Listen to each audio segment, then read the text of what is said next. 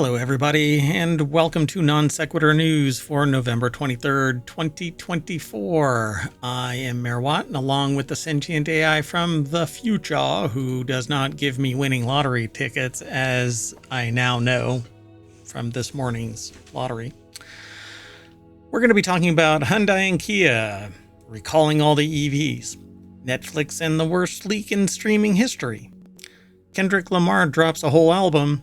What the heck are white smokers? I mean, I know what white smokers are, but what are white smokers? Anyway, we'll talk about it. Niagara Fireball, continuing Saga, trademarks that shouldn't. So, I walk into a Subway in Greece. Came for the Chatbot, spent the money elsewhere, and courier sent to steal cash, and finally, magnets. Cybertrucks hate this one trick. That and more, provided by ohmTown.com. Go over and become a citizen so that you can help facilitate the show, because you can send us links from within ohmTown and we can evaluate it and see if it's going to get added to the rundown, because we select 10 articles from thousands upon thousands that enter ohmTown.com. Little snippet. We'll explain on the other side.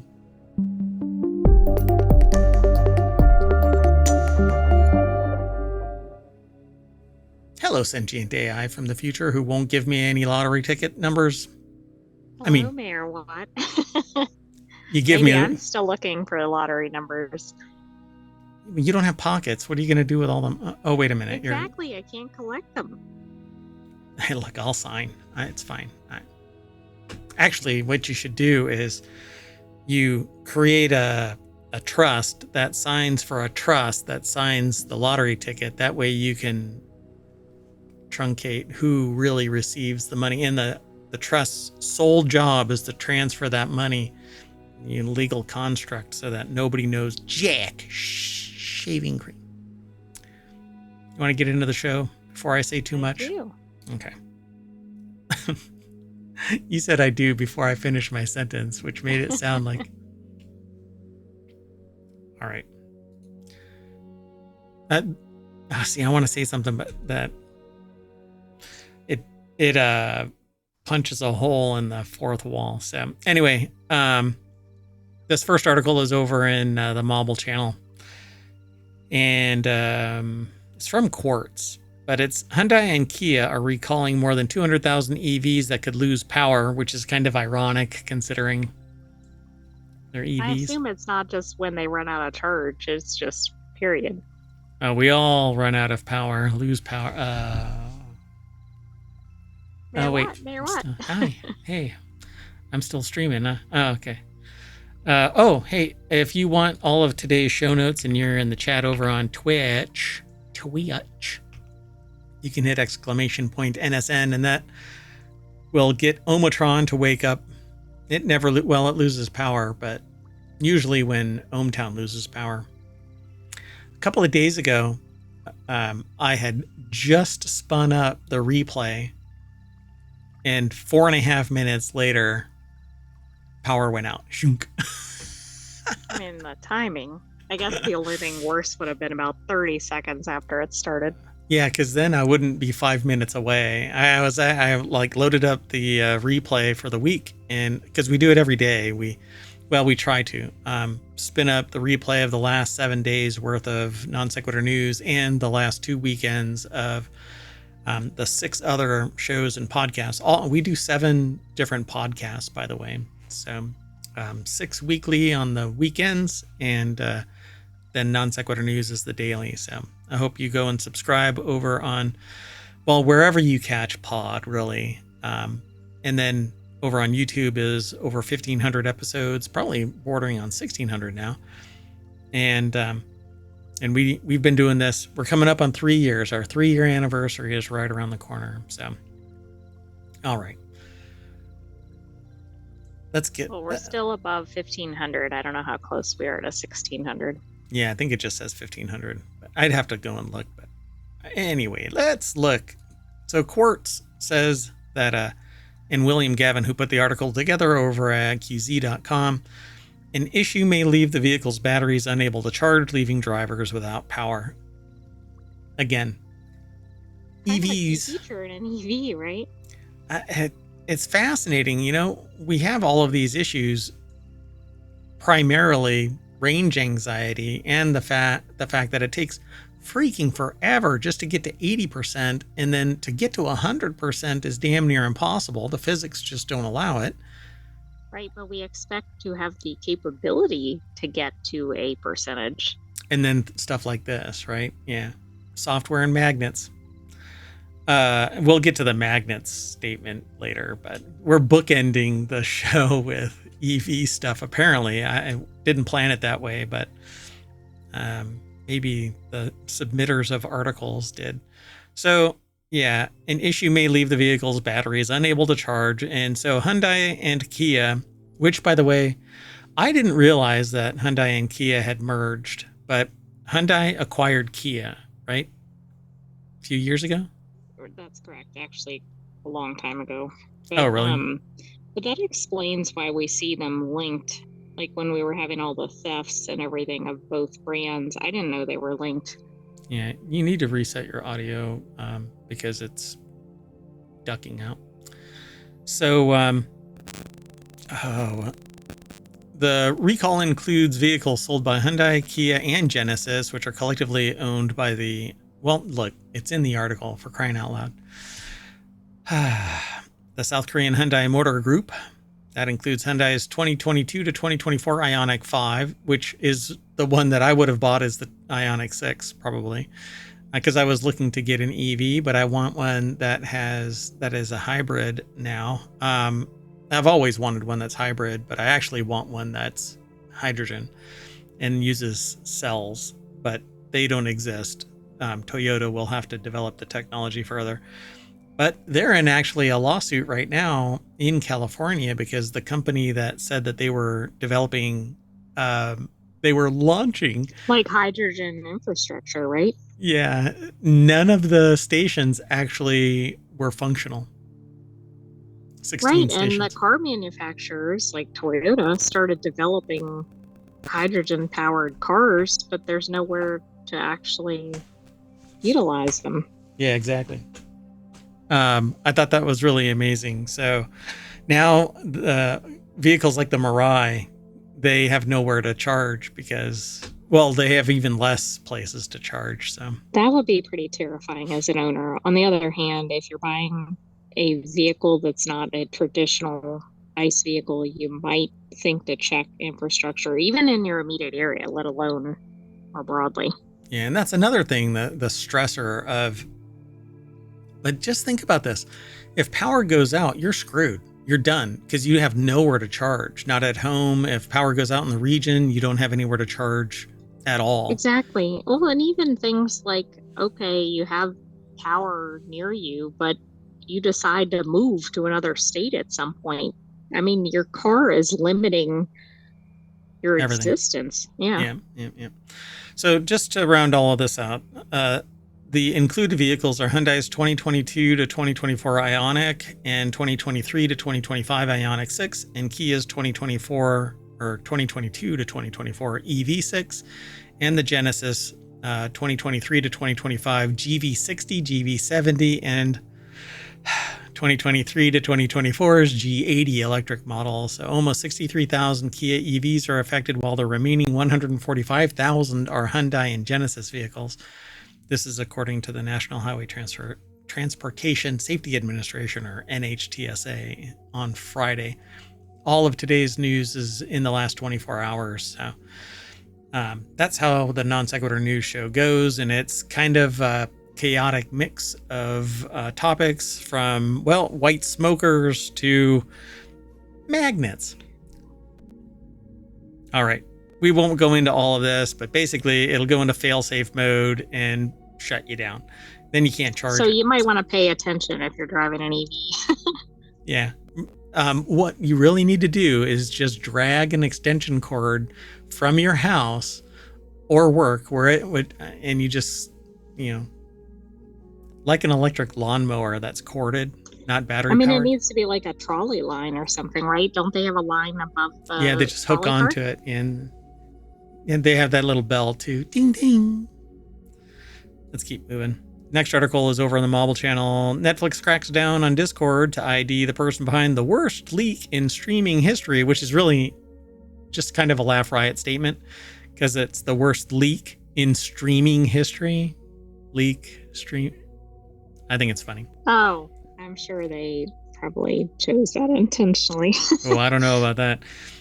Netflix issued Discord a subpoena asking the social media platform or it says social platform, to provide user information for suspects tied to its massive leak in August. How about no? You know, it says suspects. You know, I hate that because it's a fishing expedition, and I really don't like fishing expeditions. Right, like who are all the people that accessed? Yeah, between this and Discord this. or Netflix. Yeah, exactly. You know, somebody could send you a link, you click on the link and it connects to something that's illegal and you had no idea prior to it, but it flags you in a log and somebody starts knocking on your door. It's a bunch of bullshit, really. Or worse, you just happen to be using the service or whatever. Yeah. You're not even somebody who did access something that was not authorized. Yeah, I could be sitting in a Discord channel and scrolling through stuff and something illegal pops up or something that was illegally gotten. But what's really hilarious about that is like government agents, anybody that works for the government, if you stumble across something that is illegal, you are required to notify people. And if you're found out that you didn't, then you're just as culpable as the people who did like do the actual act. Not really. Like if somebody wanted to leverage that, they have the ability to. If somebody wants to be a real tool in this climate, man, everything is weaponized. So Netflix issued a subpoena to Discord to expose the people that are suspects tied to a massive leak. Isaiah Colbert over at Gizmodo.com put the article together. So a new report from Polygon. So you see how everybody talks to everybody about everything everywhere. Right, it's all connected. That's non sequitur. Yeah. So a new report from Polygon reveals that the Northern District of California Court has issued a subpoena to Discord demanding the social platform disclose information that could reveal the identity of a user implicated in the leak. According to Polygon, Netflix's Discord subpoena earmarked an unreleased copyright image from Squid Game Season 2 uploaded by a user and their name. In a now deleted interview posted on Telegram, the leaker credited themselves with the person behind like the worst. As the person, maybe? It has to be as, right? Okay. Well, anyway, the worst leak in streaming history. But I don't quite get why they're so passionate about this. It built a level of hype that surpasses like the nothing. Nintendo, like, don't talk about us, except when people talk about them, it drives publicity. Yeah. I'm not saying leaks are okay, but I don't really get it. The other thing is, I'm sorry, but this could be somebody posing as somebody else, or who knows.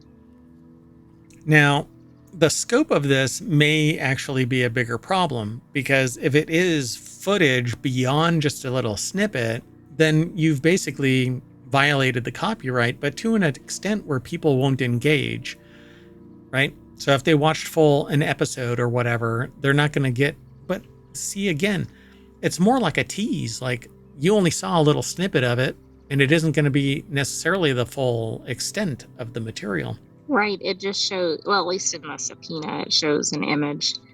But I do think this sounds a little different than some of the other issues we've seen where they seem to be going after the viewers. I mean, this is arguably the person who let it go, took or posted or whatever the image. Yeah. Yeah. They say that one of our post-production partners has been compromised and footage from several of our titles has unfortunately leaked online. Our team is aggressively taking action to have it taken down. Fine. Have it taken down. Unfortunately, the bigger issue is that one of their post-production partners was compromised. Well, then So, it goes back to the who's actually responsible, because who it looks like might be a hacked account or something. right, and it's not necessarily a hacked account. So as Polly, and therein lies the rub, because who are they really going to implicate? It's the person that was the hacked account. So I guess context matters. So they're going to chase down who it was and then interview. And I'm sure that's going to go swimmingly positive, right? Now, they're going to totally take into account the fact that the account was compromised and not really badger the living crap out of the person whose account was compromised. And frankly, all I have to do is say, and it's not me, I shouldn't like stick my name in there. Right, the person. All the person has to do is say, my account was hacked. Apparently, I had nothing to do with it. And I don't even log into blah, blah, blah, or whatever. I didn't know that this was posted over there, because on Discord, if somebody were to breach your account and log in and post stuff all over the place, you wouldn't necessarily even know, because you have to actually chase these threads down. Oh, okay. Yeah, it's not as easy as some other platforms. Yeah, where it's more linear and you can actually see it real, like in a snap. But anyway, because you can be on hundreds of different servers, and each server is a Discord server. And within those, like ohmTown has its own Discord server, and in ohmTown is 50 channels, and somebody can post in any of those. And until somebody responds, you may or may, and even then you may have it flagged to be silent. You'd never even know anybody was chatting. So anyway, I think it's interesting, but the bigger issue to me is that they were breached. It's just endemic that it's not if, but when you get breached. And I am going to cry if I get breached, like a whole full-on breach, because you have been breached. I mean, I've been breached by proxy, not locally, not so I just meant like your data, but yes. Yeah, third parties, just like these people. You know, the Netflix wasn't breached, but their post-production was. Okay, let's keep on going. Kendrick Lamar has surprised everybody with a whole album being dropped. I think it was like day before yesterday, but it was all announced yesterday. And so Kendrick Lamar spent 2024 pulling off genuinely surprising, genuinely thrilling feats, and he just managed to do another one. His new album, GNX, which I'm not sure what that stands for. Maybe it says somewhere. What is GNX? What do you think GNX stands for? I don't know. Well, it's just appeared on music platforms everywhere. I'll let the sentient AI go rooting around with no prior promotion. So it's like the Netflix thing. It's going to go viral and everybody's going to gobble up the marketing of it. Right. I mean, this is something that people are all over. Yeah. The article here, it's from the AV Club, but with the release strategy has become a bit of a gimmick since Beyonce really mainstreamed it in 2013. We've got to admit, Lamar really managed to land this one in a genuinely thrilling fashion. We are still actively listening to this for the first time as we write this, but can confirm that SZA's vocal appears on the track Luther, and you can listen to the whole album here, but not here. You can follow the link over at AV Club. So do you know what the GNX is? No. It's the car in the picture. Is that what that is? Okay. Mm-hmm. When I saw the car, I was like, maybe it's that. But what is a GNX? It's a Buick, actually. Huh. It looks like it's from the 70s. Yeah. So the article is over at avclub.com. Drew Gillis put the article together. It says Lamar's album GNX is out now. Yeah, I don't know that car, but that's okay. I'm of the age. It does appear in the first song on the album. It's mentioned. Oh, really? Like what the car is? Or that a GNX is No, the car? it references it in the lyrics. Gotcha. So in case you need a refresher, the rapper has had one hell of a year, going all in a beef with Drake that left Lamar, the undisputed winner, Not Like Us, became one of the biggest songs of the summer and the entire year, which, really, Not Like Us? Oh, one of the biggest. Okay. I thought Shabuzi, like, kind of Yeah, crushed that's it. about to hit a new record because of the amount of time at number one. Yeah. That's wild. But it's such a playable song, you know? You just kind of bop along with it. It's pretty badass. Anyway, in September, Lamar landed a slot headlining the Super Bowl halftime show, somewhat controversially. Lil Wayne was the preferred candidate by a vocal online contingent that eventually included Wayne himself, which is kind of interesting. Right, I want myself to be the celebrity here. Yeah, I vote for me, which I've always thought, like, just narcissistic as hell, but not Lil Wayne being narcissistic, but like voting for yourself. General, right? Yeah, it seems really strange. Because it's self-indulgent. Who wouldn't vote for themselves if they're running for office? You know what? I don't even freaking want this gig. I'm going to vote for that person over there. I almost feel like you have to, because then it's like, what, you didn't vote for yourself? You know, like it's like you don't even have any interest in you getting it. I don't know. Yeah, I guess nobody wants this. I vote for no one. Let's vote for the AI. So Lamar addresses the controversy in the first album of the song. Maybe he will again on the same album, but hey, it only came out 20 minutes ago. Wow, this person's a fast mover. Regardless, he got a whole bunch of new music to perform when he takes the stage in February. And we have plenty of new tracks to tide us over until then. Oh, wow. I nearly read the whole album. I mean, the whole article. I don't normally do that. It was shorter than expected. Yeah, I thought there was going to be some scroll, but nope, there's no scroll. I wonder, that's kind of like a shirt, right? I got no scroll. It's like code for brevity. All right, so let's go on to the next article. I'm going to have to go and listen to this album because, well, I just do. Might as well. Listen to a whole bunch of stuff from classical to death metal, so let's see if I like it. I don't know. The next article is over in Technology Today. Mysterious white smokers discovered in the Dead Sea. And when I first saw that title, I thought it was a bunch of Caucasians on a boat, but I mean, that is what it sounds like, although the discovered is a little alarming. Well, I mean, if you're out there on another boat and you run across a bunch of white smokers, they're sitting there on their boat fishing and smoking cigars. You're like, oh, look, a bunch of white smokers. But no, that's not what it is. It's mineral chimneys found on the Dead Sea floor signal potential sinkhole sites, aiding in hazard prediction and environmental monitoring. A team of researchers led by the Helmholtz Center for Environmental Research, and I'm just putting that emphasis in there. I don't think there's no umlauts or anything in the name, so it just might be Helmholtz. They've discovered meter-high chimneys on the seafloor of the Dead Sea. Pretty cool, as reported in the journal Science of the Total Environment, as opposed to the partial environment. We have a journal that focuses on that square meter over there. Nay, cubic meter, so that we get more of the sea floor. And it's not all above the sea floor. No, 1.5 of the meters are below the seafloor, just so we can. Yeah, I mean, we could have the total water environment, land environment, we could do.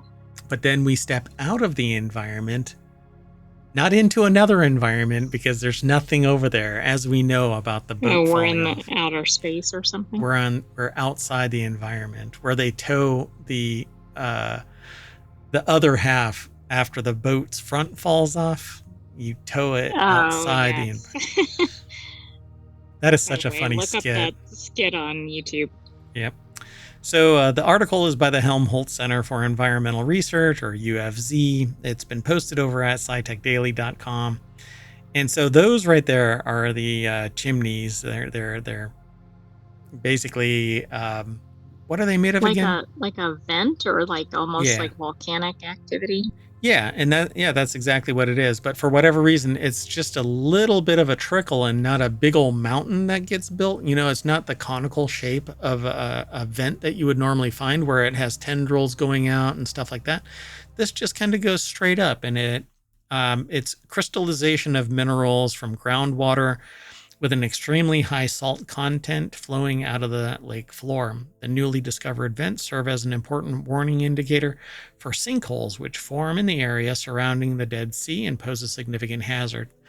If there are salt deposits underneath it, water trickles down into it and dissolves the salt. That's exactly what happened here in the United States when a lake bottom was pierced by a drilling rig and water flooded into a salt mine, dissolved the salt, and the whole thing collapsed down into the salt mine. Okay. Draining it, but then regurgitating everything once it filled up, turning that lake from freshwater into a saltwater lake. Very odd. Yeah. Whole bunch of, you have to have a certain kind of lifestyle to live in a saltwater lake, and a whole lot of fish met their demise. They're pining for the fjord. Anyway, and that's a Monty Python skit. So the Dead Sea is a highly dynamic system. Its level has been dropping by roughly 1 meter per year for over 50 years because it's cut off from key tributaries, and is losing large quantities of water through evaporation due to drought and heat. A meter per year seems pretty significant. Like, I feel like a lot of times when you see adjustments to water levels, it'll be something like a centimeter per century or something. Yeah, this is a meter, 3 feet per year. So it says the surface has dropped to approximately 435 meters below sea level. This decline in the lake, which borders Israel, Jordan, and the West Bank under Palestinian administration, has significant consequences, especially for the groundwater. The groundwater level is falling, making it increasingly difficult for neighboring countries to access groundwater resources. You have to dig deeper, it's more expensive, or just impossible. You can't get Or pumps. There's not enough supply, yeah, ever more powerful pumps are needed, et cetera, et cetera. And at some point, salt water is going to infiltrate the groundwater because it's going to flow into osmosis. Right. In fact, that's the issue I think they're tracking in the United States with the Mississippi River, or at least a section of it. Yeah, because where the salt water is starting to contaminate the freshwater runoff, and it's going upstream, apparently. It's kind of wild. But yeah. So a team of divers were deployed has now discovered chimney-shaped vents on the seafloor that discharge a shimmering fluid. These bear a strikingly similar context to black smokers in the deep sea, but the system is completely different. This is now basically salt deposition and recrystallization around the little trickle of high salt content. It's kind of fascinating. So they're going to, they've got a thing that is linked called a new type of submarine smokers in the Dead Sea, which, by the way, you can't do that. It puts the cigarette out. So it's perfect for people wanting to not You mean smoke. if you go into the water? Yeah, if you try and smoke underwater, it's Also, it's probably not very good for the fish. or the coral. It's not good. Yeah. And it's hard to light too. You need a underwater welding gun and a metal. I guess a vape pen would work because it's conductive and it would spark against the. Well, you have another problem too. You probably can't really inhale it because you might be like taking in some water, Yeah, it's hard to inhale water. Yeah, every diver has had that moment. Let's move on. So the next article is over on the Mobile Channel. Niagara Fireball. A Niagara Fireball event leads to discovery of tiniest known asteroid. There's treatment for that. Anyway, in an international study led by Western University and the Lowell Observatory, scientists describe a pioneering integrative approach for studying near-Earth asteroids based largely on a November 2022 Fireball event that dropped meteorites in the Niagara region. This is pretty fascinating. So I'm willing to bet that they calculated the trajectory of this thing to see where it might have come from, almost like a Star Trek, like, hey, we tracked this back to its home, Right. or Interesting. its area of origin. So Jeff Renaud from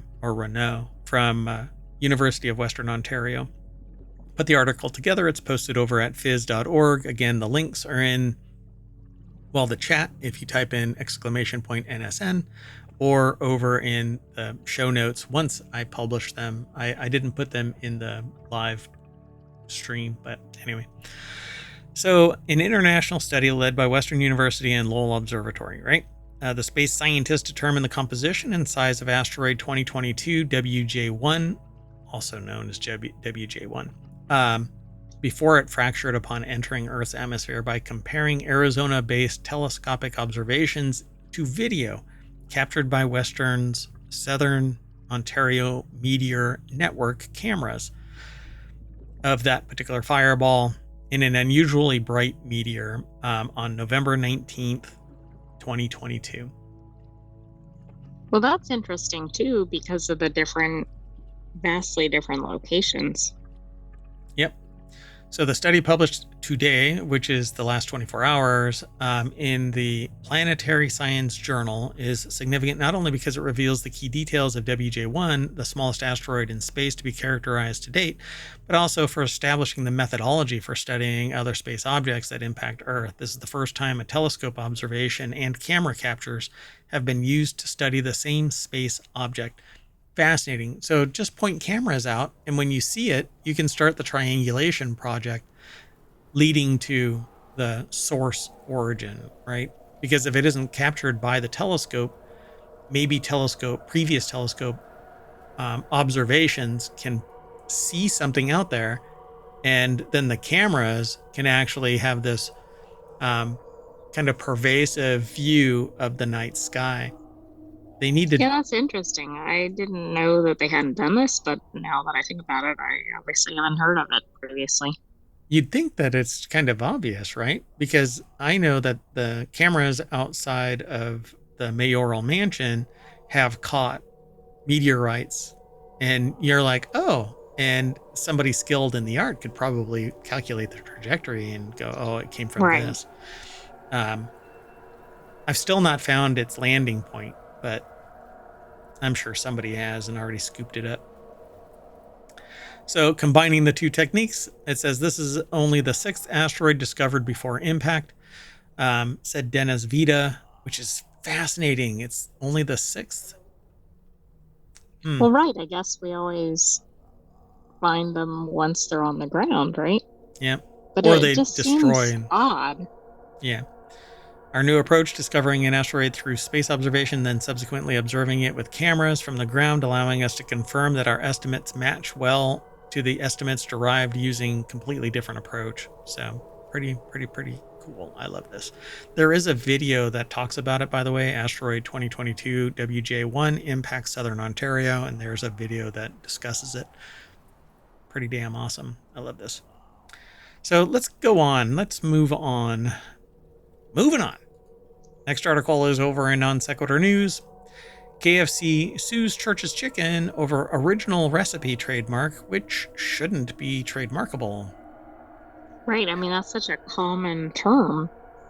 Unless you're infinitely breaking up where a trademark has application, right? Oh, it's a chicken sandwich, trademark. Oh, it's whatever, a cheesecake, original recipe, whatever you want to have. Every single strata of food and food category can have an original recipe. I think this should be genericided into oblivion. Anybody can sit there and claim original recipe this, because I've got original recipes for drinks and for food and for whatever, because you know what? I wake up one day and I go, I want to make eggs, and I throw a bunch of stuff on the eggs. That's an original recipe because I made it. So it's amazing how many of the trademark disputes we see and discuss here at Tech Dirt. Not Tech Dirt me. I'm just quoting what is in the snippet. We are not Tech Dirt. We are Non Sequitur News and ohmTown. Anyway, ultimately result from the USPTO granting trademarks that never should have been granted in the first place. They're basically creating the weapons that everybody uses, and then they're actually they're fomenting war, I guess. Yeah, it's really interesting. And I think some of these really are impacted by when they come about, because I do think there's been some evolution of thinking on some of these terms. Yeah, and I know that for a fact because I've fallen victim to that. And so, kind of like the Taco Tuesday thing that they mentioned in here, it's so generic. How can you actually have a trademark that we've been utilizing for decades? Just move it to and that one went away, right? Yeah. But it was granted initially. It was. So we recently saw the Taco Tuesday episode in which the taco office, the trademark office, granted Taco John. Maybe that was the problem. They're really embittered, you know. We're the taco. Oh, never mind. We said the quiet part out loud. So the trademark office granted Taco John a trademark for Taco Tuesday, despite the descriptive and fairly generic nature of the term. Every Tuesday is Tuesday. Tacos is tacos. It's Taco Tuesday. The end result was years and years of Taco John's bullying other restaurants, wielding a trademark that never should have been a thing. So it was Taco Bell that actually punched Taco John right in the shell. So a recipe for disaster department is where Timothy Gaynor put the article together, but it's published over at techdirt.com so that you can go over and check it all out. But in a nutshell, Church's use of the term original recipe in its advertising is likely to deceive, confuse, and mislead purchasers and prospective purchasers into believing the goods and services offered under the mark are affiliated with, authorized by, or come from KFC, which is a complete bullshit statement because I don't think original recipe is KFC unless it's under the framing of KFC. Right, like you might see the logo for KFC or something and go, oh, that's KFC. Church's Chicken, yeah, go. Yeah, your original recipe isn't enough to associate. Yeah, it's Church's Chicken. It's the original recipe for Church's Chicken. It's the original recipe for KFC. It's the original recipe for Taco John. It's the original recipe for whatever Taco Bell puts together. Anyway, everybody has an original recipe. So they say KFC became aware of Church's use of the phrase toward the end of September and objected in a letter it sent to the Atlanta-based chicken chain the following month, according to the lawsuit. On behalf of fried chicken lovers out there, we're bullying somebody using a phrase that shouldn't be jack shit.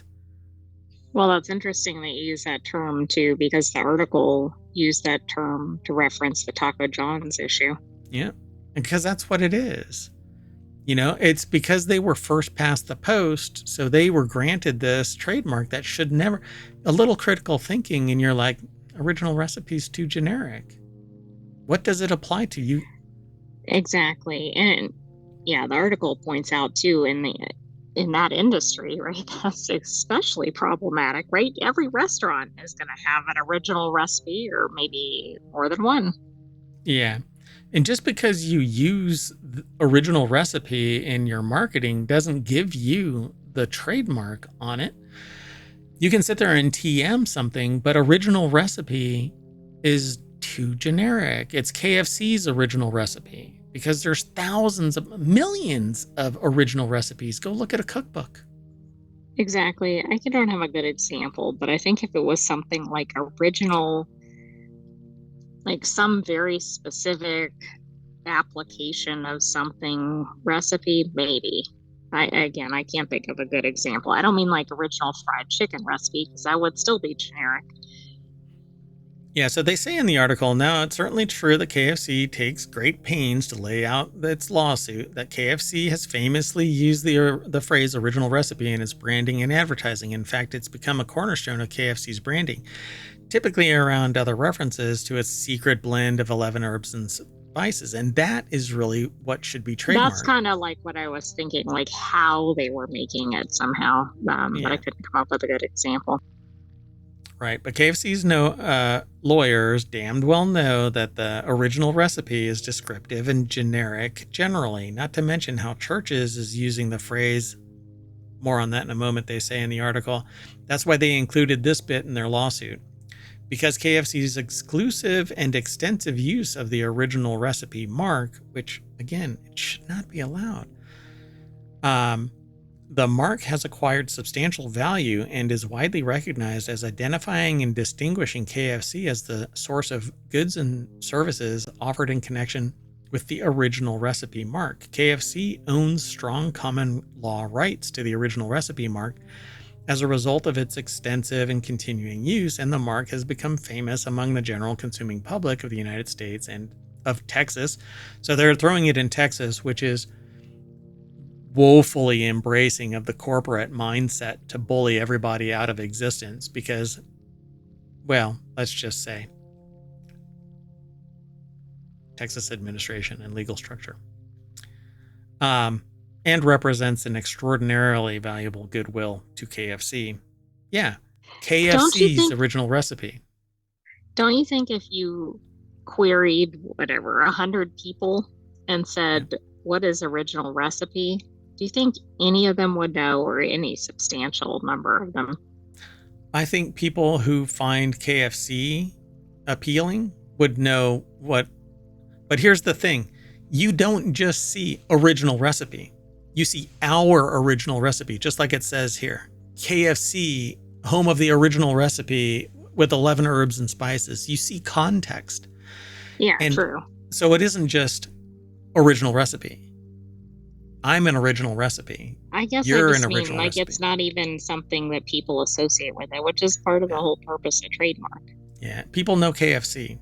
That is the brand. That is the mark. It's a trademark. That is the mark. So I find this just batshit crazy. It is the Taco Tuesday of chicken. So it's. I think it's Tuesday. Worse than the Taco Tuesday, but I agree. It's very similar. It is, because Taco Tuesday is generic by use and non-enforcement and at least tied to a type of food, even though we know a lot of other places make tacos. This doesn't even say like original fried chicken recipe, which would still be really generic. Yeah. And so this is Churches, right? And so it says our original recipe is back, right? So it's our. Well, how would you tell? Well, so then how would you tell your customers that if you're switching your recipe around or whatever? I mean, I don't know. Just seems absurd. Now I want to go get Church's chicken. But I haven't eaten anything from KFC since they did two things. First off, one time I ate a piece of chicken that still had a feather in it, breaded and cooked. And the second time they changed their potatoes. So, bye. I think the feather outweighs the potato issue. Yep. Moving on. Next article's over in the Model Channel. Ancient meets modern as a new subway in Greece showcases archaeological treasures. And at the beginning of this, I was like, a modern subway in Greece? It's so slippery. How are they? Anyway, Greece's second largest city, Thessalonica. Thessaloniki. That was Thessalonica. No, but there could be Is there another location or something? Look it up. So Greece's second largest city, Thessaloniki, is getting a brand new subway system that will showcase an archaeological discovery made during construction that held up the project for decades. Apparently, they dug around archaeologically. Okay, until the early 20th century, it was known Thessalonica with a CA at the end. So, yeah, I remember this because it's not the device, but there is a device that was discovered off the coast of Greece, and it's deemed to be an astronomical device to track, and I can't remember the name of the device right now. Doggone it. Anyway, let's go over to this article. Costas Kentouris over at phys.org put the article together, and so the 9.6 kilometer inaugural line will open on November 30th using driverless trains and platform screen doors. Construction began in earnest in 2003 and unearthed a treasure trove of antiquities in the vast excavation beneath the densely populated city of millions of residents, or of a million residents. And Greece, how do I put this? Where did everything come from that covered up all of this? That's a good question. Is it the Antikythera mechanism? I completely Antikythera. Yeah. I had the wrong emphasis. Yeah, it's basically this really complex brass-wheeled, thick box that showed the innermost planets because they didn't know about the outermost planets. But anyway, it's an amazing piece of work that's basically taken out of time, and it's the fuel for many a science fiction type of novel. But I find it fascinating that somebody took, these really highly toothed gears, and it's all stuck together. People have replicated it, but we really don't know like the full extent of what was all there, and people put it together. They think they put it all together in its totality. But anyway, so again, this is below the surface. You can actually see, here, I'll open it up. So right there is the surface. So all of this was below grade and goes further down because these are the walls, and some of this is, the surface of the walkway and stuff like that. But these are buildings. Interesting. Yeah. And I find it amazing that this was under the ground, but where did all of this stuff come from? Why backfill this? And where did it come from? Right? Well, we don't know. We do have a sediment problem on Earth. We really do. It just blows all over and deposits. I'm surprised that New York is even still above grade. So the project offers. It isn't. There's probably a New York below New York. There is a New York below New York, but not the island. I think if you dig too far down, you're going to hit bedrock. Well, you do hit bedrock, but there is. It's such a young. But you go over to where civilization has been long term, you could just dig, and you're still finding shit. Our hubris is amazing, and the fact that we're so self-indulgent. That we are at the current time everything that has existed, but then we dig 4 feet and we're like, oh look, Romans.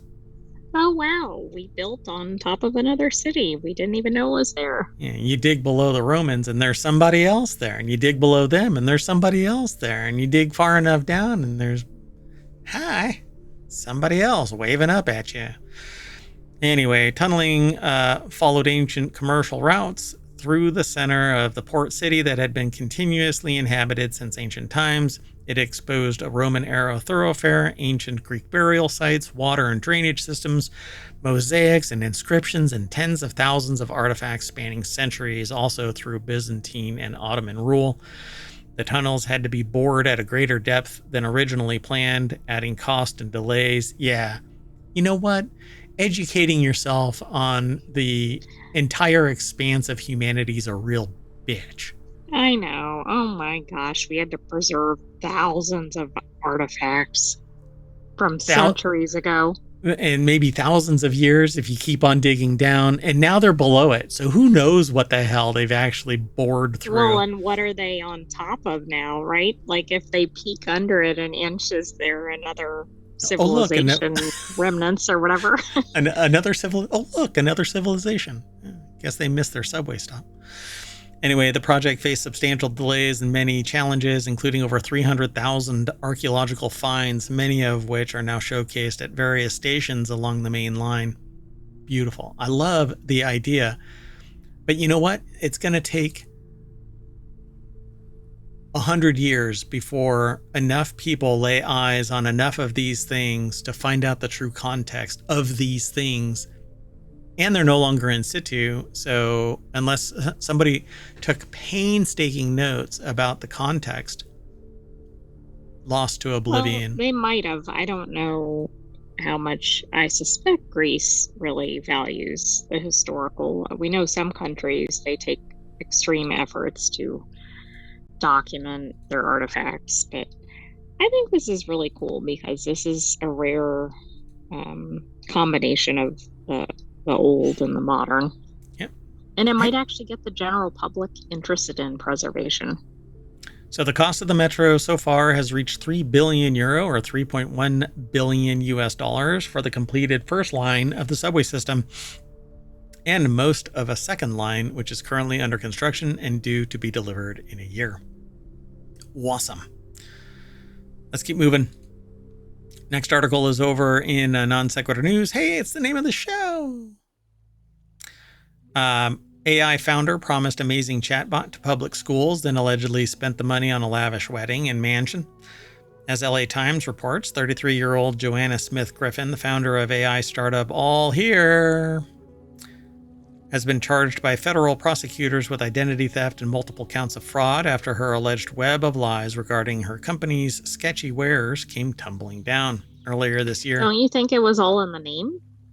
Right? Like, all of it's going over here to me. Yeah. I didn't even make that connection. All here in my pocket. Oh, I was going to say something else. Noor Al-Sabai put this article together. It's in a section called The Bite, but it's over at futurism.com. So they renamed it to All Fake. After duping the Los Angeles school system into giving her gobs of money, the founder of AI ed tech firm allegedly spent a lot of it on herself. So why? Why is there an AI ed tech system being deployed in an academic institution? It says a chatbot. Yeah, that's a good question. Like, I'm sure there's going to be some reviews of whomever put the money from the school system toward this, right?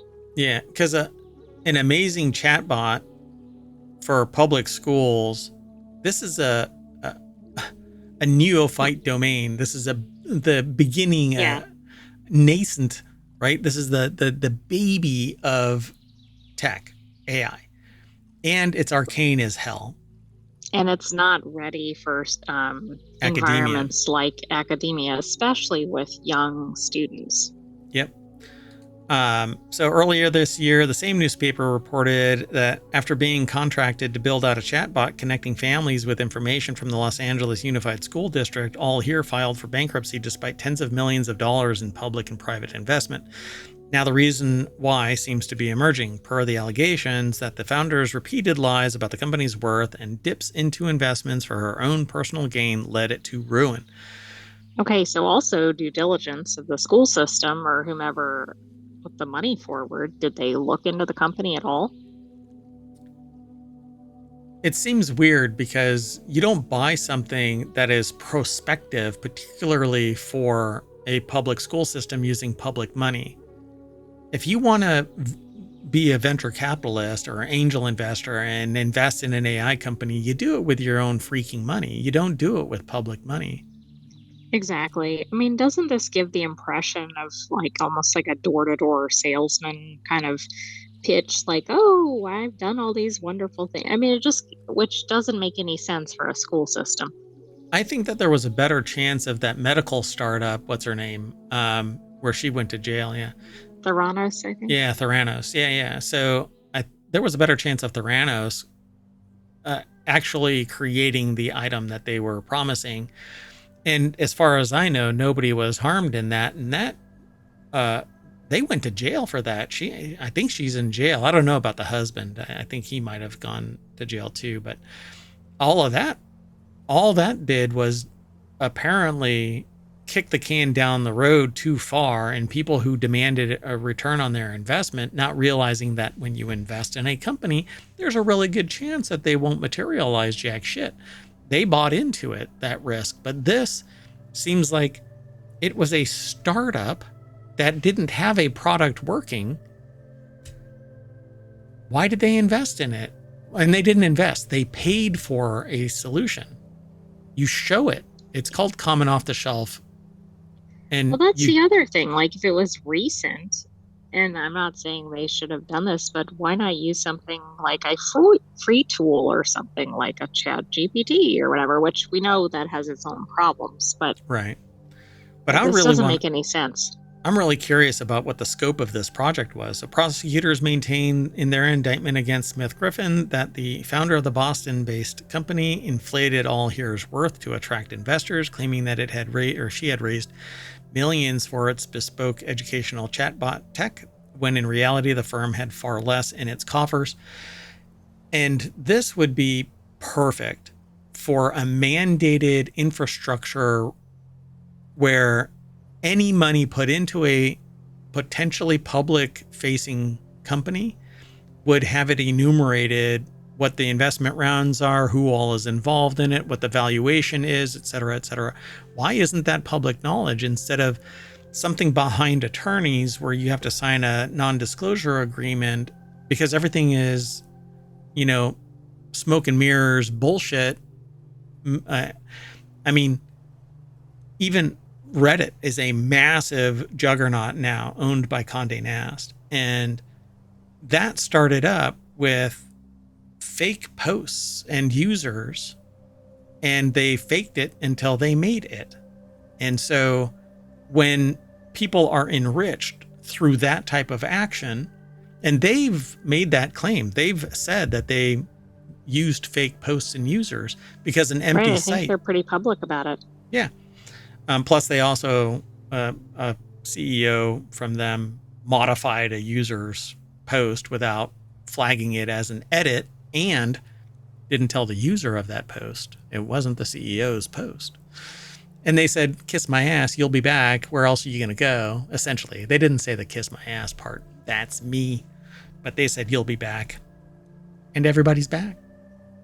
And they're selling your data to AI to train LLMs. So how about kiss my ass, right?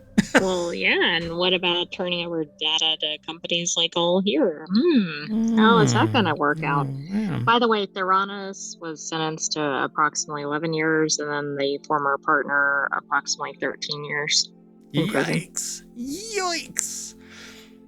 Well, I guess they had a good time while they lasted. Anyway, so we can obviously point the finger at companies, especially startups, that are pressured to overpromise and generally underdeliver. University of Southern California AI expert Stephen Aguilar told the LA Times after Ed went dark.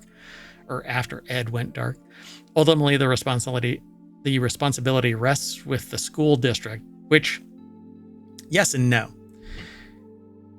If the information that's being requested is like it says here, a deliberate and calculated scheme to defraud an investor, then the only information you have is what's provided by the enterprise. True, but for example, if you're a school district and you get something like a brochure or an elevator pitch and then you invest all this money, I don't think that's enough, even with the scheme. Like, you have to do a little bit of like, have you done this for another school system or something? You don't just throw tons of money at a startup in a school system. And it's definitely a risk-based maneuver. So if you don't ask those questions like the AI said, and you take this risk, then yeah, the risk is on the people who made that decision. Sure. But again, if they ask all of these questions and here's the information. Oh, yeah. Like if they've got sites set up and they're like, yes, we did this over here. I mean, you could see that would be much more elaborate and they could fool somebody even checking. Yeah, if it comes across like a CIA op where there's so much deep background that you basically go, shit, looks like they did do it. And you go to interview somebody and they go, yeah, they did it. If you have co-conspirators. Anyway. Find it fascinating that they blame the victim, but it is a person who is focused on AI, not wanting to poo-poo the idea that. Well, the AI is not the problem here, right? But even the school system even if this was a reputable company, there's something behind this that's kind of like, really? We're deploying AI that's not ready to the Yeah. school system of all places? Yeah. I really want to know now what the project actually entitled. Like, what was the results of this? Like, what was the end game? And what were the inputs? Was it something like a Chat GPT, or was it something very targeted toward education? I don't know. Yeah, so they say up here the chatbot was designed for connecting families with information from the LA Unified School District. But what the hell does it amount to? A freaking wiki. Yeah, I'm thinking it's almost like one of those like pop-ups that you would get on like a retail shopping site or something. Yeah, join But our mailing why list. would you need to spend $6 million or whatever for that? Yeah, wild. All right, let's move on. The next article is over in the Hatch Ideas channel, which is all about business transformation. Scammers sent courier to steal 4,000 pounds. A fraud victim tells the BBC how she used a helpline to stop scammers stealing more of her money. Daniel Whitworth over at bbc.com put this article together, and there's video of this. The moment Jenny had 4,000 pounds stolen from her on her doorstep. So, a victim of fraud, Jenny told the BBC how she used a fraud helpline to help ward off scammers, but not before fraudsters stole 4,000 pounds by sending a courier around to her house to collect the money. Scammers under increased pressure from the 159 fraud helpline, or 159 fraud helpline, which received 800,000 calls in its first 3 years of operation. That should be alarming right there. Wild. So Jenny was the victim of courier fraud by a pretty brazen scammer, she said. They first pretended to be from her bank. They knew her name, phone number, or address, tricked her into believing that they had access to her accounts, which helped convince her that she was talking to a genuine bank employee. I would have called the actual bank. Right, and most banks don't call people. They send notices in the mail. I mean, it's just, yeah. Yeah. But I think people that fall for these schemes don't try to verify any of the information. Yeah. They put her through to someone. Okay, so they told her there was suspicious activity, but not to worry. They were going to stop the fraud and protect her money. Then they put her through to someone pretending to be from the police who first promised her help to stop the fraud, then asked her for help to investigate suspected fraud at her local bank branch. Then came intimidation, then threats. Jenny says that she was cautioned that if she told anyone or didn't help, she could face prosecution, but being community spirited, she wanted to help anyway. Oh, Jenny not from around the block. What's that? What? Isn't it Jenny's Got a Gun? Isn't that song? That's Janie. Oh, Janie's got a gun. That's right. So Jenny does not, nor does she think critically. But hey, trust but don't verify. So it says they knew her name, blah, blah, blah. They told her there was suspicious activity on her account, but not to worry. They were going to stop the fraud and protect her money. The title of this is Scammer Sent Courier to Steal 4,000 Pounds, and that she used a fraud helpline to help ward off scammers. That's after, though. She was scammed, and then she called a hotline. Yeah. I think they're trying to feature the hotline, but this is an unusual, or it seems to be an unusual scam. 800,000 calls to the 159 number. This is in the BBC. Exactly. This is in the UK, and how many by the way. times does a courier come to somebody's house to collect money? I mean, that's a whole nother level and actually pretty alarming. Impersonating someone's bank is key to so many frauds, which is partly why, and there's a group set up, Stop Scams UK, set up a special number 3 years ago to connect victims of fraud direct with their bank. You simply dial 159, you're asked who you bank with, and you're put through, which seems sketchy in and of itself. It does. So that makes me nervous that somebody's going to set up like a 158 or whatever would be the most misdialed, and then we're back at square one. And here's one of the kickers with this, which I'm like, oh my God, there's only 20? 20 banks cover 99% of the UK. 20. But that might be bank chains. It doesn't matter. It's all controlled. right? It's controlled by what what amounts to 20 organizational units. Right. And there's got to be one that has the predominant number, right? Like Bank of America has like a shit ton. Right. That doesn't even give you the story, right? Because we think 20 equally distributed, but it's not. All right, everybody. So if you're in the UK and you have been defrauded, then call 159 and get in touch with a bank agent that is actually authorized to help solve a problem. And don't give anybody anything. They show up your damn door, unless they're doing a breaking and entering or whatever. You do not give anybody money at your front door. Just don't. Somebody comes for a donation, say, I'll give to your office, and do some due diligence. Trust but verify, click with care. Do not just take everything at face value, particularly if it's a high stress type of situation. The deal is only right now. No, tell them to blow. All right.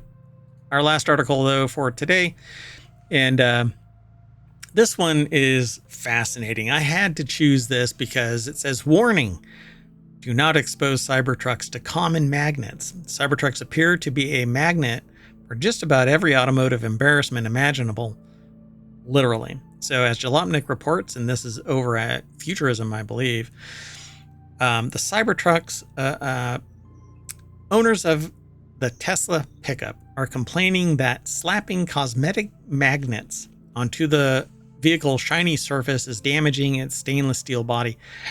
Maybe making a car out of the same kind of stuff as kitchen utensils was a bad idea after all. And we know this from the DeLorean that had basically shit durability unless it was immaculately taken care of. That's true, but you don't want to apply any lessons learned.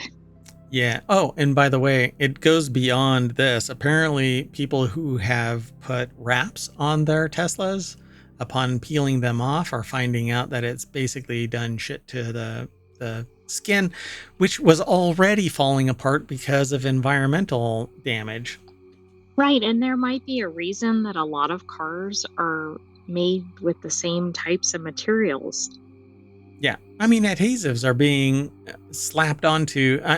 So with the wraps, it's an adhesive that's sticking it on there, and it's going to cause issues to unfinished metal.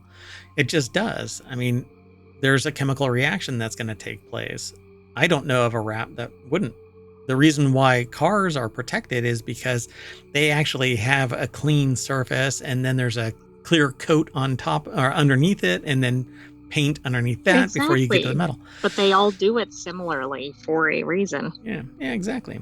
And so the complaints originate from a thread on the Cybertruck Owners Club forum started by a user named Cybertooth, who shared photos of extremely noticeable stains on the vehicle. They feel like an idiot, the unfortunate Tesla owner wrote, deciding to put an advertising magnet on my CT, Cybertruck.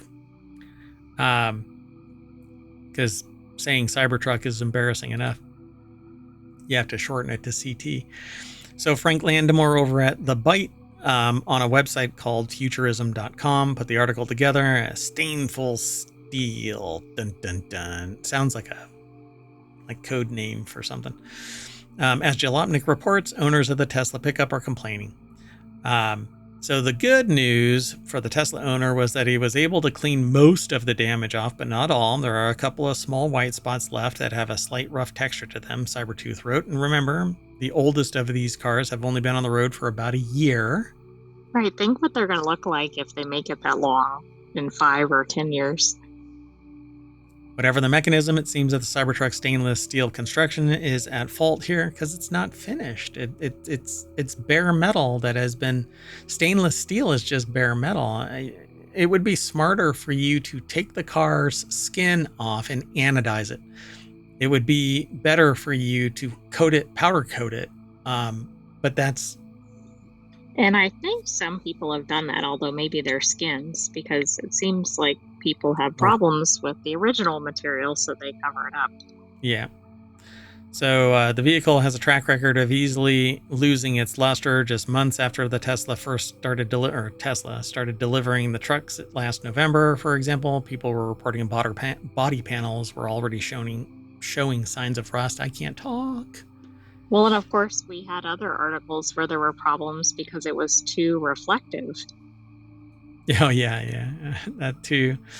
This one says others learned the hard way that putting a vinyl wrap on their Cybertruck could also damage the exterior. Stainless steel, it turns out, takes a lot of work to maintain, and if the point of a vehicle is to look obnoxiously shiny, any blemish on its surface will be that much more noticeable. Yeah. Perennially recalled vehicle is what it said at the end. All right, what can you do with these things? Well, you can't get them wet. You can't, well, every time I've seen a Cybertruck, oh, no. The trend has been broken. I actually saw a Cybertruck driving, but it wasn't raining. Oh, that's true. So in the rain, every Cybertruck I've seen in the rain has been pulled over to the side of the road. So I think they're allergic to water. And then you can get stuck if you don't put them in car wash mode, or if you do put them in car wash mode. Yep. Pretty wild. Well, at any rate, we are going to wrap ourselves up. And when we unwrap ourselves for Christmas, we're going to be at the front page of ohmTown.com. I am Mayor Watt saying bye, and the sentient AI is going to do whatever the sentient AI does. Good night, ohmTown citizens. Thanks for joining us for Non Sequitur News. We'll have another episode of that tomorrow, but stay tuned. Yeah, we got 3 other shows, Reality Hacker, and then Wanted, and then the Continuity Report. There you go. See you in a little bit.